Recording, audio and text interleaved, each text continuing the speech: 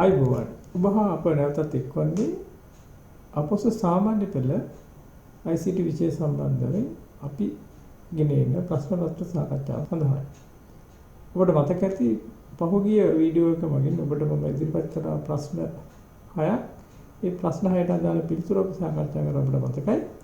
අද දින අපි බලාපොරොත්තු වෙනවා එදා අපට ලබා දුන්න 7 වෙනි ප්‍රශ්නය සඳහා නිවැරදි පිළිතුරක් කොහොමද ඔබ ලබා ගන්න කියලා මේ ළඟ එන විභාගයට සාර්ථකව මුහුණ දෙන්න Pascal Programming Concepts හරහා.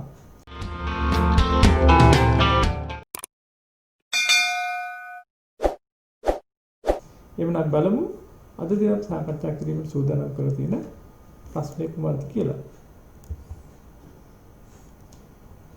ඔබ මේ වෙනකොට උත්සාහ කරලා ඇති මේ ප්‍රශ්නෙට මම මීට පෙර එඩිකල්කේ FB පිටුව හරහා ඔබට ලබා දුන්න ආදාළ ප්‍රශ්නය මේ වෙනකොට ඔබ උත්සාහ කරලා සාර්ථක පිළිතුරක් ලබා ගන්න ඇතැයි මම විශ්වාස කරනවා. එහෙනම් බලමු අද දිනේට අදාළ මේ ප්‍රශ්නේ නිවැරදිව කොහොමද අපි පිළිතුරු සපයන්නේ කියලා.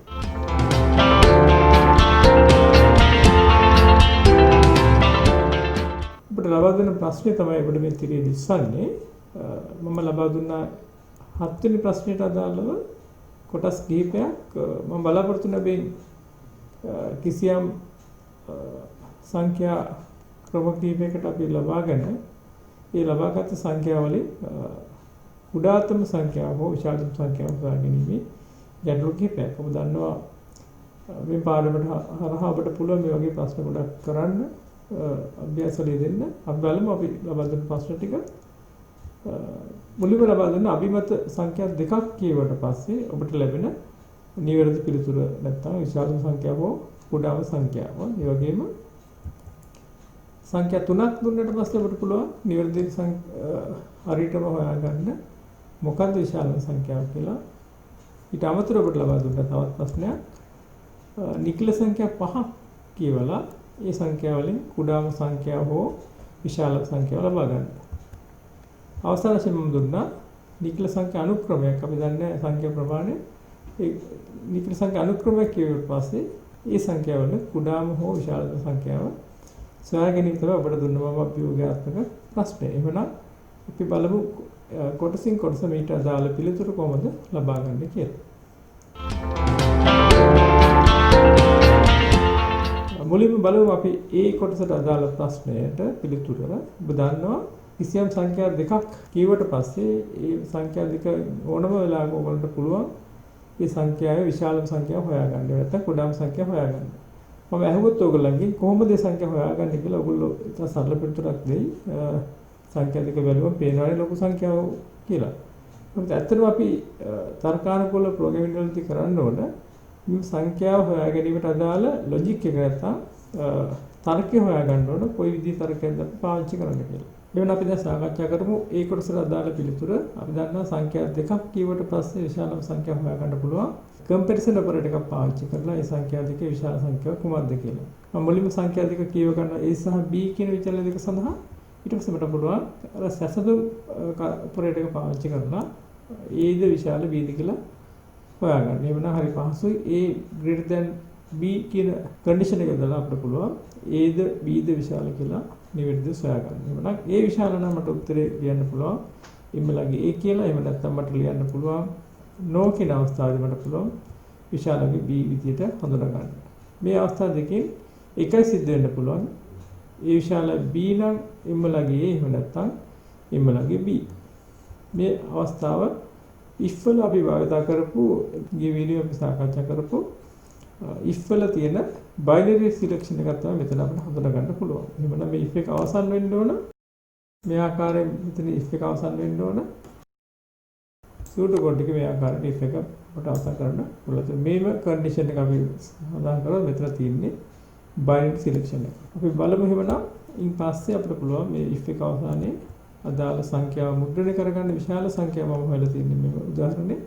එහෙමනම් print m is the largest number මේ ආකාරයට මේ ප්‍රෝග්‍රෑම් එක අවසන් කරගන්න පුළුවන්. අපි දැන් බලමු මෙම ප්‍රෝග්‍රෑම් එකට අදාළ Pascal ක්‍රමලේඛන නිවැරදිව ක්‍රියාත්මක කරන්න. එහෙනම් මුලින්ම මම Pascal වලට අදාළ ක්‍රමලේඛන විචාරණය සෑහෙන කරගන්න තුනක් A B සහ M කියලා ඉන්ටිජර් තුනක් ඉන් පස්සේ මට පුළුවන් ප්‍රෝග්‍රෑම් එක පටන් ගන්න begin වලින් නම් එකක් මුලින්ම කියව ගන්නවා A සඳහා ඊට පස්සේ මම කියව ගන්නවා නම් එකක් B සඳහා. මෙම සංඛ්‍යා දෙක නැවතත් අර අපි මුලින් හඳුනාගත්ත if කියන condition එකෙන් binary condition එකෙන් මට පුළුවන් සංසන්දනය කරලා හඳුනා ගන්න. A විශාල B නම් මට කියන්න පුළුවන් m ළඟේ A එහෙම නැත්නම් මට කියන්න පුළුවන් m ළඟේ B කියලා. එතකොට මෙතෙන්දී ඔයගොල්ලෝ පැහැදිලි වෙන්න ඕන Pascal වල පාවිච්චි කරන condition එක ලියනකොට අපි පරිස්සම් වෙන්න ඕන දේ තමයි if කියන condition එක අපි ලියනකොට මේක තනි statement එකක් compound statement එකක් ලෙස අපි හඳුනාගෙන මෙන්න මේ හැරෙදී අපිට පුළුවන් semicolon එක පාවිච්චි කරලා අපි statement එක අවසන් කරන එක තනි compound statement එකක් විදිහට තමයි මෙතනදී හඳුනා ගන්න පුළුවන්. එහෙනම් if A විශාල B උනොත් m සමානයි m වලට සයින් වෙනවා A කෙනාගේ එහෙම නැත්නම් m වලට සයින් වෙනවා B කෙනාගේ. මේ දෙකෙන් එකයි සිද්ධ වෙන්න පුළුවන්. Pascal වල විශේෂ මතක තියාගන්න semicolon එකක් දාන්න ඕනේ statement එක අවසානයේ. තනි statement එකක් විදිහට මේක compound statement එකක් විදිහට හඳුනා ගන්න පුළුවන්. ඊට පස්සේ වට පුළුවන් program එකේ if එකෙන් පස්සේ අදාළ program එක කොටස තමයි m is the largest number කියලා මුද්‍රණය කරලා පෙන්නනවා. එන්නම් ඉතින් අපිට පුළුවන් ප්‍රෝග්‍රෑම් එක අවසන් කරගන්න. දැන් අපි බලමු මේ ප්‍රෝග්‍රෑම් එකට අදාළ ප්‍රතිදානය කොහොමද ලබා ගන්න කියලා. එමුනම් මට පුළුවන් ප්‍රතිදානයටත් අර විදිහටම ඉන්පුට්ස් කිහිපයක් දීලා A සහ B සඳහා අවුට්පුට් එක ලැබෙන ආකාරය බලා ගන්න. එමුනම් මම මුලින්ම 25 කෙනාගේ ඇතුළු කරලා තියෙන A සඳහා B සඳහා 80 ඇතුළු කරලා පස්සේ මට මුද්‍රණය වෙනවා 80 is the largest number. එහෙම නැත්නම් තව උදාහරණයක් ගත්තොත් first number එක -25, second number is -80, -25 is the largest number. දෙකම ඍණ සංඛ්‍යා දෙකක් හින්දා විශාල සංඛ්‍යාව වෙන්නේ ඍණ 25 කියන අගය. අපි මේ ක්‍රියාත්මක කරොත් Pascal ක්‍රමලේඛයක් හරහා 25 කෙනාගේ මම ලබා දෙනවා මුලින්ම. ඊට පස්සේ මට ලබා දෙන්න පුළුවන් 80 කෙනාගේ එවන මට 80 is the largest number කියලා මුද්‍රණය කරගන්න පුළුවන්. ඊට මම ක්‍රියාත්මක කරලා බලනවා. මම දෙනවා -25 -80 දුන්නොත් මට පුළුවන් -25 is the largest number කියලා මුද්‍රණය කරගන්න. එවනම් අප විසින් ක්‍රියාත්මක කරන මේ ප්‍රෝග්‍රෑම් එක නිවැරදි බව අපිට දැන් තහවුරු වෙනවා. අපි ඊළඟට යමු B කොටසට අදාළ පිළිතුරු සාකච්ඡා කරන්න. එහිදී අපි බලාපොරොත්තු වෙන සංඛ්‍යා 3ක් කියවලා සංඛ්‍යා 3ම සමාන වුණොත් all numbers are equal ලෙස මුද්‍රණය කරන්න. එහෙම නැත්නම් largest number එක හෝ smallest number එක හොයන්න ඕන. අවසානයේ goodbye කියලා මුද්‍රණය වෙන්නත් ඕන ප්‍රෝග්‍රෑම් එක. මේ සඳහා අපි බලමු ප්‍රෝග්‍රෑම් එක ක්‍රියාත්මක කරන්න. අපි දැන් බලමු B කොටස ලබා දුන්න සංඛ්‍යා 3ක් ලබා දුන්නාට පස්සේ විශාල සංඛ්‍යා හොයන ආකාරය. මුලින්ම සංඛ්‍යා 3 කියව ගන්නවා A, B සහ C කියන විචල්‍ය තුන සඳහා. දැන් අපි තර්කයේ ගොඩනගන්න ඕන මෙම සංඛ්‍යා තුනේ විශාලම සංඛ්‍යාව කුමක්ද කියන එක. ඒකට මෙහිදී පැහැදිලි වෙන්න ඕන කාරණේ තමයි සංඛ්‍යා 3ක් දුන්නාට පස්සේ මේ සංඛ්‍යා තුනෙන් කුමන හෝ සංඛ්‍යාවක් විශාල වෙනවා නම් ඉව සංඛ්‍යාව අනෙක් සංඛ්‍යා දෙකටම වඩා විශාල වෙන්න ඕන. ඒක තමයි අපේ තර්කය. එහෙමනම් A කියන සංඛ්‍යාව විශාල වුණොත් B සහ C කියන සංඛ්‍යා දෙකටම වඩා A කියන සංඛ්‍යාව විශාල වෙන්න ඕන. ඒකට තර්කය තමයි A කියන සංඛ්‍යාව B ට වඩා විශාල වෙන්න ඕන වගේම A කියන සංඛ්‍යාව C ට වඩා විශාල වෙන්න ඕන. එහෙම නොවුනොත් අනිවාර්යයෙන්ම B හෝ C විශාල වෙන්න ඕන. ඒකට සංඛ්‍යා දෙකක් විශාල වෙන අවස්ථාව අපි ඉස්සෙල්ලා සාකච්ඡා කරා. B විශාල වුණොත් B එහෙම නැත්නම් C කියන තර්කය. එහෙනම් අපි සංඛ්‍යා 3ක් තියෙද්දී අපි අඳුර ගන්න ඕන එක ක්‍රමයක් මම මේ කියලා දෙන්නේ ඔයගලන්ට පහසු ක්‍රමයක්.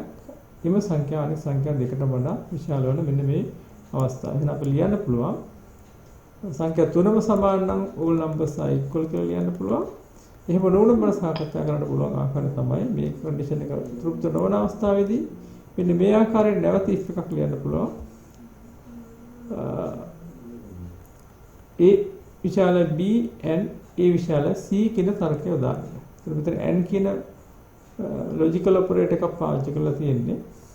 මේ දෙකම වුණොත් විතරයි මේ කන්ඩිෂන් එකේ A කියන අගය විශාල අගය බවට පත් වෙන්නේ. එහෙමනම් අපිට පුළුවන් m ළඟේ A කියලා හඳුනා ගන්න. එහෙම නැත්නම් මම දන්නවා no කියන කන්ඩිෂන් එක යටතේ අපිට හඳුනා ගන්න වෙන්නේ එක්කෝ B විශාල වෙන්න ඕනේ නැත්නම් C විශාල වෙන්න ඕනේ. එවනම් අපිට නැවත තර්ක ගොඩනගා ගන්න වෙනවා B සහ C වලින් කවුද විශාල කියන එක. එවනම් B විශාල C අපි සංඛ්‍යා දෙකක් දන්නවා මීට කලින් ඉගෙන ගත්තා. මේ සංඛ්‍යා දෙකේ විශාල සංඛ්‍යාව හොයාගන්න. එවනම් B විශාල C තෘප්ත වුණොත් විශාල සංඛ්‍යාව B එම්මලගේ එහෙම නැත්නම් විශාලගේ C බවට පත් වෙනවා. එන හරි පැහැදිලි සංඛ්‍යා තුනක් දුන්නත් අපිට පුළුවන් මෙන්න මේ තර්ක තුන යොදාගෙන විශාලම සංඛ්‍යාව හොයාගන්න. ඔයගොල්ලෝ පේනවා මෙම අවස්ථාවේදී අපි යොදාගෙන තියෙන්නේ nested if එකක් කියලා පැහැදිලි වෙන්න ඕනේ. if එකක් ඇතුලේ තවත් if එකක් යෙදෙන අවස්ථාවක් මේව උදාහරණ ගත්තොත් else එක ඇතුලේ තව if එකක් යෙදලා තියෙනවා. එම else එක ඇතුලේ නැවතත් if එකක් ආකාරයට nested ආකාරයේ ප්‍රශ්නයක් විදිහට තමයි මේ හඳුනාගන්න පුළුවන්. එහෙනම් මෙම මේ if එකේ අවසානයේ මට පුළුවන් ඊළඟ මුලින් තිබුණ if එකේ අවසානයේ සෙන්ටර් කරලා ප්‍රෝග්‍රෑම් එක ඊළඟ අදියරට යන්න මට පුළුවන් මම හොයාගත්ත විශාලත මගේ m තමයි මෙතන මම සයින් කරලා තියෙන්නේ m කෙනාගේ මට එක සැරේ මුද්‍රණය කරගන්න පුළුවන් m is the largest number. මම මෙහෙම මුද්‍රණය නොකර අර පෙර අවස්ථා තුනේ මුද්‍රණය කරොත් තියෙන ගැටලුව තමයි මට විශාල සංඛ්‍යාව වෙනත් භාවිතයක් සඳහා ප්‍රෝග්‍රෑම් එක යොදා ගන්න බැහැ පසු කාලිනව. ඒ නිසා හොඳම ක්‍රමය තමයි ඒ හොයාගන්න දේවල් විචල්්‍ය පවර ගන්න එක අපේ ප්‍රෝග්‍රෑම් එක නැවත භාවිත කිරීම සඳහා ඉදිරියේදී මේ විචල්්‍ය තියා ගැනීම පහසු වෙනවා. ඒ වගේම පියවර ලියන ප්‍රමාණයත් අඩු වෙනවා. හොඳ ක්‍රමයක් විදිහට මම මේක සලකනවා. එක සැරයක් කරන ප්‍රමාණවත් ප්‍රෝග්‍රෑම් එකේ මෙම විශාලත මගේ. එහෙමනම් අපිට දැන් අවසානයේ good bye කියලා මුද්‍රණය කරන්න පුළුවන්. අවසාන if එකකින් පස්සේ ඊට පස්සේ අපිට පුළුවන් ප්‍රෝග්‍රෑම් එකකින් අවසානට යන්න. ඔබට පහසුවෙන් තේරුම් ගන්න පුළුවන් මේ nested if ආකාරයේ ගැටලුවක් බව. ඉතින් මෙවැනි ගැටලුව මීට පෙර විසඳලා ඇති. මේක ගැටලුවත් විසඳලා ඇති. මේ වෙනස් ක්‍රම වලට විසඳලා ඇති. ඉතින් මේකත් එක හොඳ පහසු ක්‍රමයක් විදිහට මම ඔබට යෝජනා කරනවා. ඔබගේ පිළිතුර නිවැරදි නම් අපට අදාළ පිළිතුර සංසන්දනය කරගන්න පුළුවන්. අපි බලමු පැස්කල් ක්‍රමලයක ක්‍රියාත්මක කරන්න. පෙර පරිදිම මට පුළුවන් විචල්්‍ය තුනක් ABC සහ M කියන විචල්්‍ය හඳුනාගෙන ප්‍රෝග්‍රෑම් එක ආරම්භ කරන්න. මුලින්ම සංඛ්‍යා තුන කියව ගන්නවා ABC සඳහා. ඊට පස්සේ මට පුළුවන් අර තරකය යොදවන්න. A සමාන B and B සමාන C නම් මට පුළුවන් all numbers are equal කියලා මුද්‍රණය කරන්න. එහෙම නොවුනොත් මට පුළුවන් A විශාල B and A විශාලයි C කියන කන්ඩිෂන් එක යටතේ විශාල සංඛ්‍යාව A ලෙස හඳුනගන්න. එහෙම වෙන්නේ නැත්නම් මට පුළුවන් අනිවාර්යයෙන්ම B විශාල C කියන කන්ඩිෂන් එක යටතේ B විශාල බව හඳුනගන්න. එයත් සිද්ධ වෙන්නේ නැත්නම් අවසානයේ පුළුවන් විශාලම සංඛ්‍යාව C ලෙස හඳුනගන්න. ඒතර මෙයත් මුලින්ම මම ඔයගොල්ලන්ට පෙන්නපු ආකාරයට අපිට පේනවා මෙන්න මෙතන තියෙන if එක else එක තියෙනවා. ඒ else එකේ begin එක පටන්ගෙන මට පුළුවන් එක පේලයකට වඩා මෙතන ලියලා තියෙනවා. මේ එක කන්ඩිෂන් එකක් ඒ කන්ඩිෂන් එක පස්සේ මට පුළුවන් අදාළ ස්ටේට්මන්ට් එකක් ලියන්න. ඒතර ඒ තාම තියෙන begin එක ඇතුලේ ඒ begin එක කියලා කියන මේ else part එක ඒකේ අවසානයේ මට පුළුවන් good bye කියලා මුද්‍රණය කරලා ප්‍රෝග්‍රෑම් එකේ අවසන් වෙන්න. ඔයගොල්ලන්ට පැහැදිලි වෙන්න ඕන if condition දෙකක් ලියපු ආකාරය.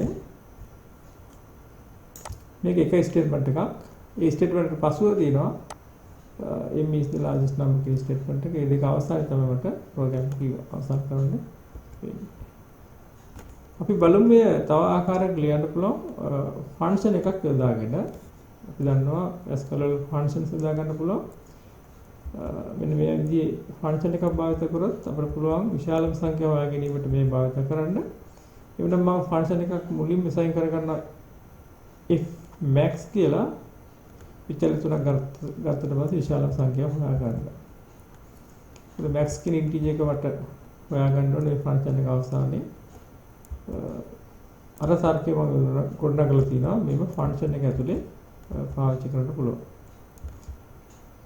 මේ ආකාරයට මේ ෆන්ක්ෂන් එක අවසානයේ මට පුළුවන් අවුට්පුට් කරගන්න ඉන්ටිජර් එකක් if max වලින් මේ pqr කියන විචල්්‍ය තුනේ විශාලම සංඛ්‍යාවක if max කියන විචල්්‍ය සඳහා if max කියන ෆන්ක්ෂන් එක පවර ගන්නේ මේ සංඛ්‍යාව තුනේ විශාලම සංඛ්‍යාව.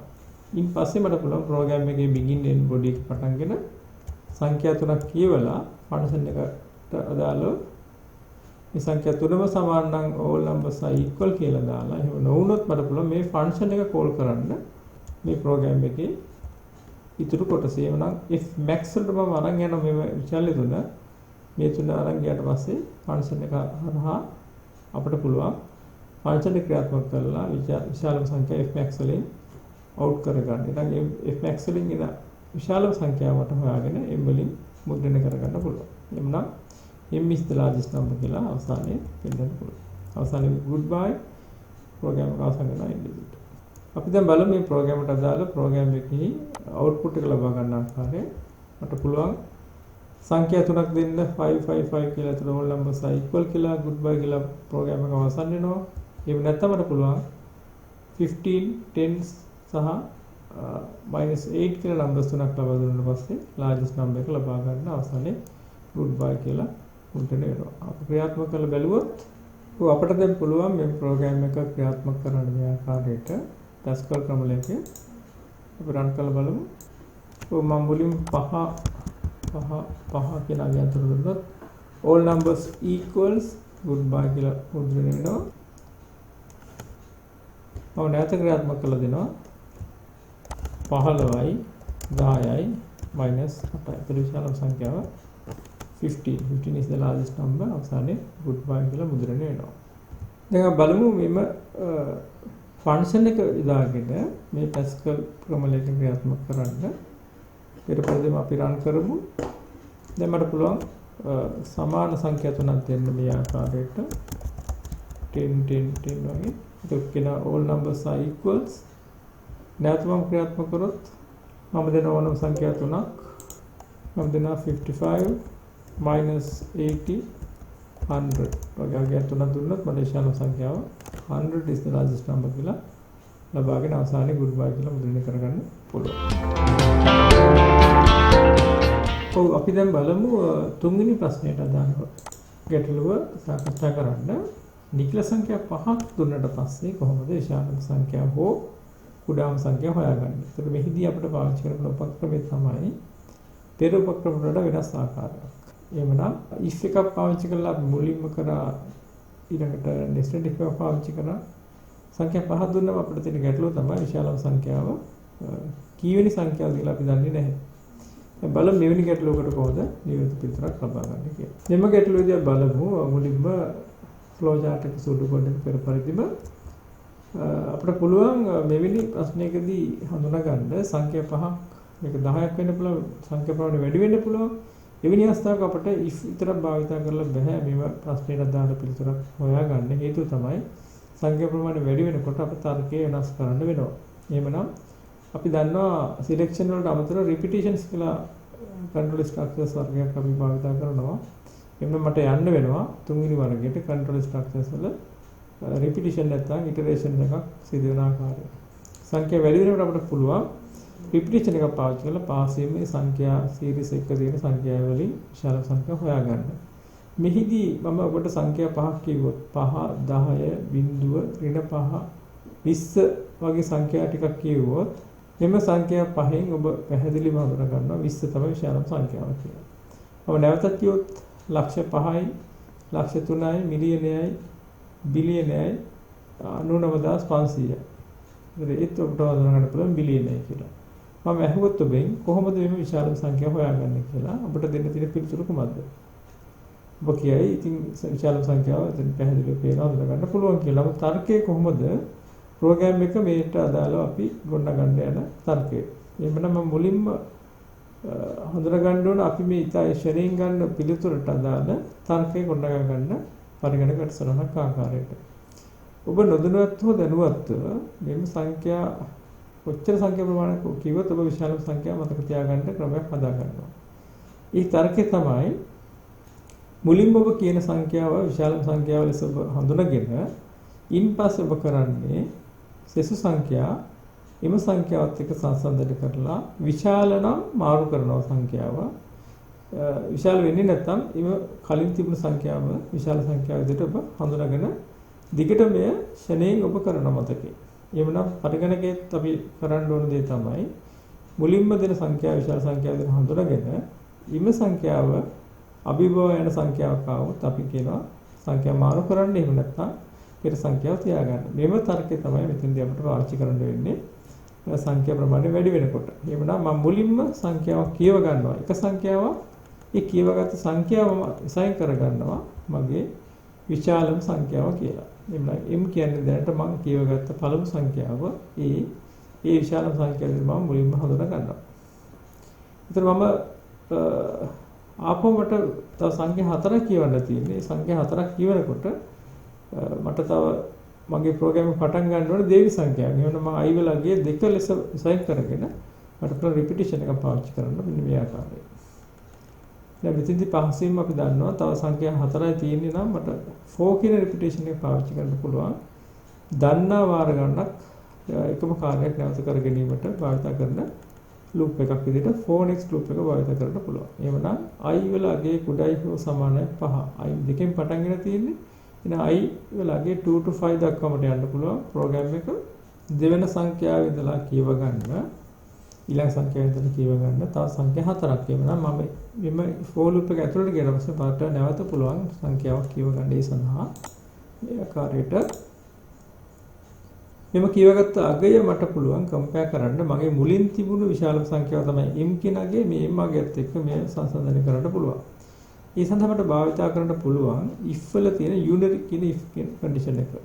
unary if එකෙන් මට පුළුවන් විශාල නම් විතරයි මට මාරු කර ගන්න ඕන සංඛ්‍යාව සිනෝනුත් මට සංඛ්‍යා මාරු කරන්න අවශ්‍ය වෙන්නේ නැහැ. එහෙනම් මම මෙතෙන්දී දා ගන්න නැවතත් if වල තියෙන unary condition එක ඒ කියන සංඛ්‍යාවගත සංඛ්‍යාව පෙර මගේ විශාල සංඛ්‍යාව වෙච්ච m වලට වඩා විශාල වෙනවා නම් විතරක් මම සංඛ්‍යාව මාරු කරගන්නවා. එහෙනම් දැන් මෙම condition එක තෘප්ත වුණොත් මට පුළුවන් මගේ අගය m වලට assign කරගන්න ඒ කියලා. එහෙම නොවුනොත් මම මුකුත් කරන්නේ නැහැ මේ මෙහිදී. හේතුව තමයි මගේ අගය විශාල නොවන හින්දා. එහෙමනම් මම skip කරලා නැත්නම් ඒ වගේ හැරලා මට පුළුවන් ඊළඟ step එකට යන්න. එහෙමනම් මෙම unary if එකෙන් මට පුළුවන් විශාලම සංඛ්‍යාව හොයාගන්න. හොයාගෙන මට අවසානයේ repetition එකට යන්න නැවතත් මේ continue කරන්න ඕන. i වලගේ එකකින් increment කළා මට පුළුවන් for loop එක ඉහළට යන්න. next i වලින්. එහෙමනම් next i වලින් මට පුළුවන් ඊළඟ i වලගේට යන්න 3 කිනාගේ i වලගේ එකකින් වැඩි වුණා. මේ පාවිච්චි කරන programs වල increment එකක් සඳහා හේතුව තමයි මෙහිදී අපි යොදාගන්නේ ගණිතයේ තියෙන තරකයක් නෙවෙයි මේ පරිගණක වල භාවිත කරන සුවිශේෂී අවස්ථාවක්. i වලගේ එකකින් increment කරලා වැඩි කරගන්න අපිට පුළුවන්. අපේ තියෙන i වලගේට පරණ i වලගේට එකක් එකතු කරලා i වලගේ එකකින් වැඩි කරලා නැවත i assign කරගන්න අලුත් වගයක් ලෙස. මේ හතර වතාවක් වැඩ කරලා පස්සේ මට පුළුවන් program එකේ අවසානට යන්න no කියලා ඊට පස්සේ පුළුවන් repetition එක අවසන් කරලා එවනම් m is the largest number කියලා for loop එක අවසානයේ මුට්ටන කරලා program එකේ ඉවත් වෙන්න පුළුවන්. අපි දැන් බලමු Pascal ක්‍රමයකේ මේ ආකාරයට i a සහ m කියලා ඉන්ඩිජර් තුනක් assign කරගත්තම program එකේ මුලින්ම සංඛ්‍යාවක් කියව ගන්නවා. ඒ සංඛ්‍යාව m වලට assign කරගන්න විශාලම සංඛ්‍යාව ලෙස ඉන් පස්සේ මට පුළුවන් for loop එකක් භාවිත කරන්න i 2 to 5 කියලා. for වල ඊළඟ අවස්ථාවේදී ඉතුරු සංඛ්‍යා හතර කියව ගන්න. වෙන මම මුලින්ම නැවත කියව ගන්නවා සංඛ්‍යාවක්. for loop එක ඇතුලේ ඒ සංඛ්‍යාව නැවත ඒ වලට assign කරගන්න පුළුවන්. දැන් මට පුළුවන් එවනම් මේ සංඛ්‍යාව විශාලයි මුලින් කියවගත්ත m කියන විශාලම සංඛ්‍යාවට වඩා. එමනම් මම සංඛ්‍යා මාරු කරනවා m වලගේ නැවත දැන් කියවගත්ත සංඛ්‍යාව විශාලම සංඛ්‍යාව බවට. එහෙම නොවුනොත් මට මොකුත් කරන්න අවශ්‍ය වෙන්නේ නැහැ. හේතුව තමයි විශාලම සංඛ්‍යාව හොයන්න නිසා. මේ ආකාරයට අවසානයේ පුළුවන් මට මුද්‍රණය කරන්න m is the largest number කියලා. ඔබට දැන් පැහැදිලි ඇති මේ ආකාරයට පුළුවන් පහසුවෙන්ම repetition එකක් සහ repetition එක ඇතුලේ දාගත්ත unary if එකක් භාවිතයෙන් සංඛ්‍යා series එකක් තියෙන ඕනම සංඛ්‍යාවක් විශාල සංඛ්‍යාවක් හොයාගන්න. මම උදාහරණයට ගත්තේ සංඛ්‍යා 5යි. බලමු උදාහරණයක්. මේ ආකාරයට මම සංඛ්‍යාවක් මුලින්ම 5 ලෙස ඇතුළත් කරලා දිනවා. ඊට පස්සේ ඍණ 10 බිඳුව 36 සහ 10. එවනම් මෙතන විශාලම සංඛ්‍යාව වෙන්නේ 36. 36 is the largest number ලෙස මුද්‍රණය කරගන්න පුළුවන්.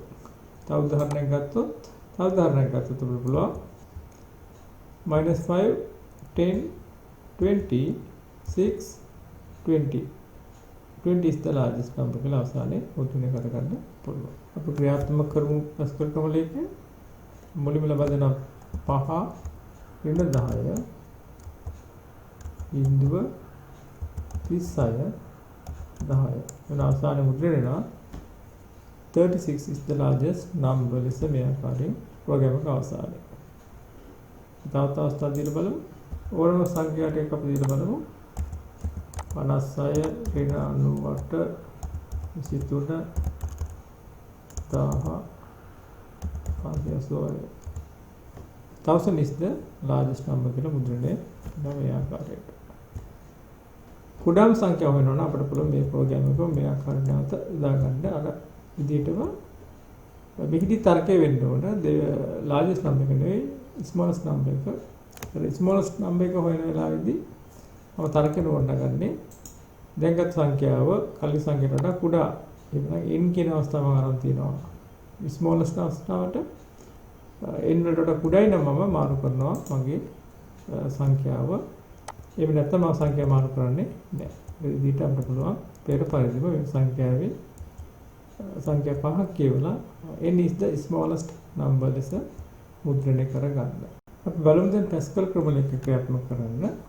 පෙර පරිදිම අපිට පුළුවන් මේ ආකාරයෙන් කීතේස ක්‍රියාත්මක කරලා අදාළ ප්‍රතිදානය නිර්දේශය පරීක්ෂා කරලා බලන්න. එන්න අපි දෙමු ආදාන කීපය 5 ඍණ 10 බිඳුව 36 සහ 10 වුණොත් -10 is the smallest number ලෙස මුද්‍රණය කරගන්න පුළුවන්. අපි තව උදාහරණයක් දෙමු 5 10 20 6 20 5 is the smallest number ලෙස මෙහිදීද මුද්‍රණය කරගන්න පුළුවන්. ඊටම පහසුයි.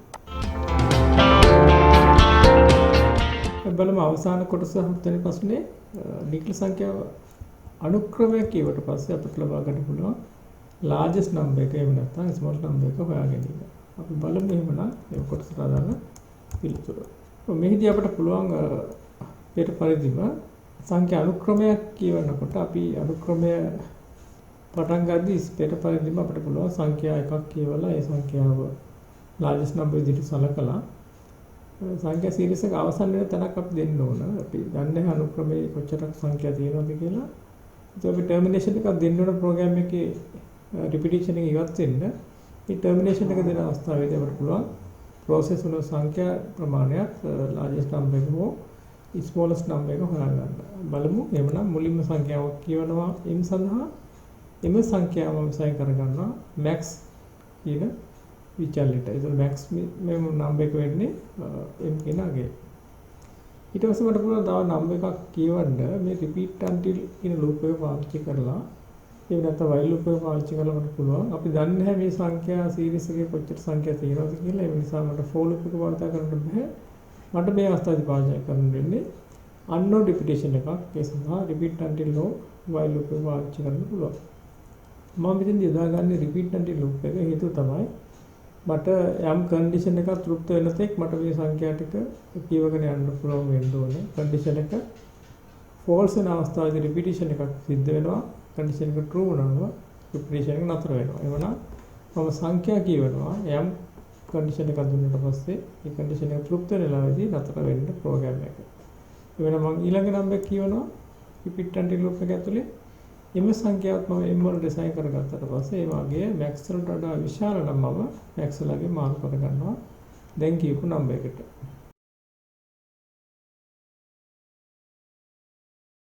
එහෙම නොවුනොත් මම සංඛ්‍යාව මාරු කරන්නේ නැහැ. ඊට පස්සේ මට පුළුවන් වෙනවා තව සංඛ්‍යා තියෙනවද කියලා මැසේජ් එකක් ඉන්පුට් එකක් දෙන්න. ඒ වෙලාවේදී මට දෙන්න පුළුවන් අගය තමයි yes no කියන පිළිතුර වගේ අගයක් අපි දෙමු. ඒ ගන්න අගයට විචල්ය k කියලා විචලයක් මම දීලා අපි ඊළඟ නම්බර් එක කවුන්ට් කර ගන්නවා repetition එක ඇතුලේ. ඊට පස්සේ මට පුළුවන් condition එක දෙන්න repeat until loop එක අවසානයේ මම දුන්න අගය keyword දුන්න answer එක n අකුර වුණොත් ඒ කියන්නේ මේක තෘප්ත වුණොත් මට පුළුවන් ප්‍රෝග්‍රෑම් එක රිපිටිෂන් එක නතර කරන්න. එහෙම නැත්නම් මම කරන්නේ නොවුනොත් කියවලගේ එන්න නොවුනොත් ඒ කියන්නේ මම කන්ඩිෂන් එක තෘප්ත නොවුනොත් මට පුළුවන් ප්‍රෝග්‍රෑම් එකේ රිපිටිෂන් එක නැවත ක්‍රියාත්මක කරලා ඊළඟ නම්බර් එක අරගෙන මේ ආකාරයට n අගය ලබා දෙන තෙක් මෙම ප්‍රෝග්‍රෑම් එක රිපීට් කරගන්න. එමුනා ඊළඟට මම මේක තෘප්ත වෙන අවස්ථාව සැලකුවොත් කීවල දුන්නාගේ n උනොත් ඒ අවස්ථාවේදී මේ ප්‍රෝග්‍රෑම් එකේ මම ඉවත් වෙලා මට පුළුවන් අවසානයේ process කරපු numbers ප්‍රමාණය print කරගන්න C ඒ වගේම the largest number maximum number එක MCL මට print කරගන්න පුළුවන් වෙනවා. අවසානයේ ප්‍රෝග්‍රෑම් එක අවසන් කරන්න පුළුවන්.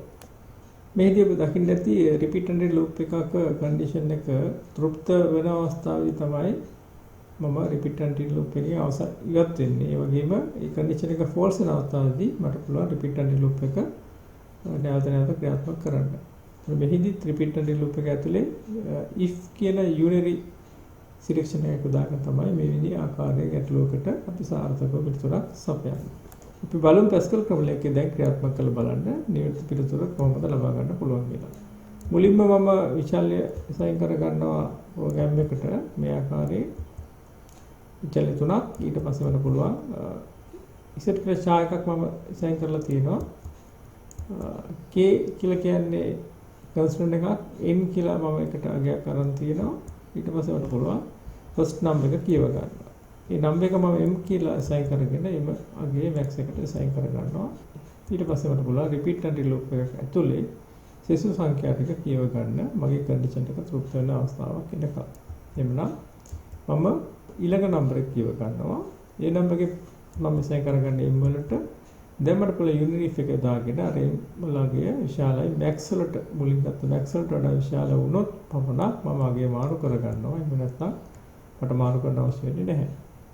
ඊට පස්සේ මට පුළුවන් තවත් සංඛ්‍යා තියෙනවද කියලා මෙසේජ් එකක් අහන්න any more values yes no කියන ආන්සර් එක මම බලාපොරොත්තු වෙනවා.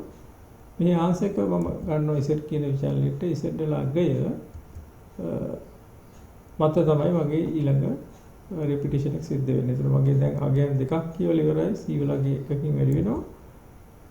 එතකොට මේ අවස්ථාවේදී මට පුළුවන් yes පිළිතුර දුන්නොත් y කියන පිළිතුර දුන්නොත් මට පුළුවන් තව සංඛ්‍යාවක රිපීට් කරගන්න.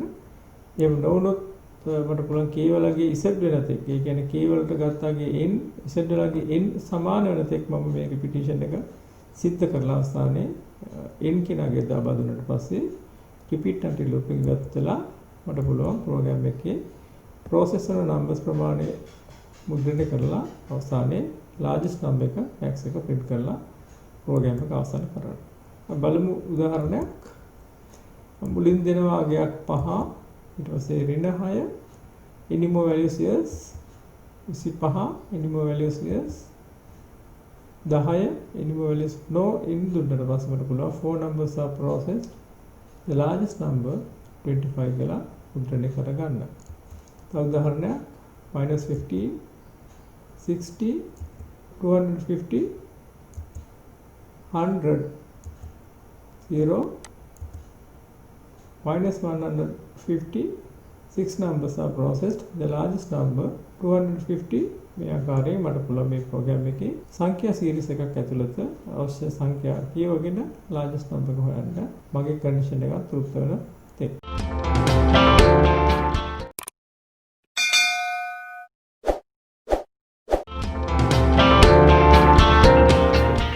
මෙවැනි අවස්ථා තමයි අපිට repetition එකක් විදිහට නැත්නම් iteration එකක් විදිහට දාගෙන ප්‍රෝග්‍රෑම් එකක් ලියන්න වෙන්නේ අවස්ථා හමු වෙන්නේ. අපි බලමු එහෙමනම් මෙවැනි ආකාරයේ ප්‍රශ්න ටිකක් ඉදිරියේදී තවත් ටිකක් සංකීර්ණ මට්ටමේ ප්‍රශ්න ටිකක් repetition selection සහ මේවා එකට වෙච්ච ප්‍රශ්න ටිකක් ඔබ සාකච්ඡා කරොත් ඔබට පුළුවන් පහසුවෙන්ම විභාගයට මුහුණ දෙන සාමාන්‍ය පෙළ ICT විෂයට මුහුණ දෙන ප්‍රෝග්‍රෑමින් කෝර්ස් ප්‍රශ්න ඉතා සාර්ථකව දක්වන ලබා ගැනීම ප්‍රශ්න බවට පටල ගන්න.